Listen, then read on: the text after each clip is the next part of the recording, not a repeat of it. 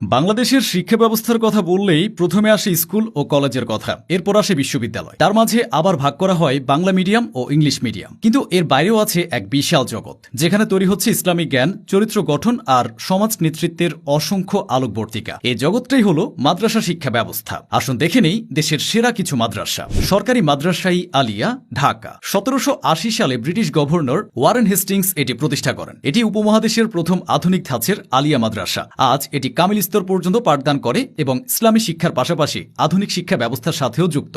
আলিয়া ধারার হাজার হাজার মাদ্রাসার মূল উৎস এই প্রতিষ্ঠান। মাদ্রাসাটির রয়েছে সমৃদ্ধ গ্রন্থাগার, কম্পিউটার ল্যাব, খেলার মাঠ এবং ছাত্রাবাস। বর্তমানে মাদ্রাসায় প্রায় 15,000 শিক্ষার্থী ও 100 জন শিক্ষক রয়েছেন। দারুল উলুম হাটহাজারী, চট্টগ্রাম। আল জামিয়াতুল আহলিয়া, দারুল উলুম মইনুল ইসলাম, সংক্ষেপে হাটহাজারী মাদ্রাসা, বাংলাদেশের চট্টগ্রাম জেলার হাটহাজারী উপজেলায় অবস্থিত একটি কওমি মাদ্রাসা। 1901 সালে প্রতিষ্ঠিত এই মাদ্রাসা বাংলাদেশের সর্ববৃহৎ ও সর্বপ্রাচীন কওমি মাদ্রাসা হিসেবে পরিচিত। এখানে দাওরাই হাদিস পর্যন্ত শিক্ষা দেওয়া হয় এবং হাজার হাজার ছাত্র এ থেকে আলেম হয়ে বের হয়। 2010 সালে এই মাদ্রাসায় হেফাজতে ইসলাম বাংলাদেশ গঠিত হয় এবং তাদের শীর্ষ নেতাদের অনেকেই এখানকার ছাত্র। দারুল উলুম হাটহাজারীর ছাত্র সংখ্যা প্রায় 8,000 জন।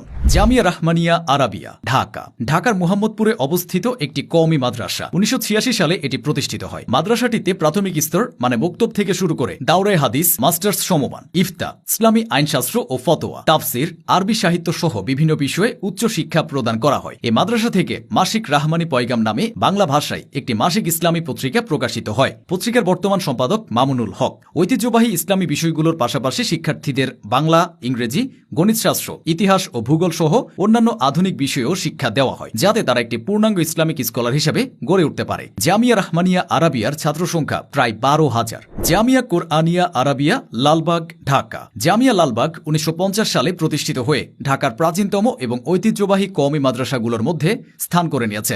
এখানে কিন্ডারগার্টেন থেকে স্নাতকোত্তর স্তর পর্যন্ত 7টি বিভাগ রয়েছে।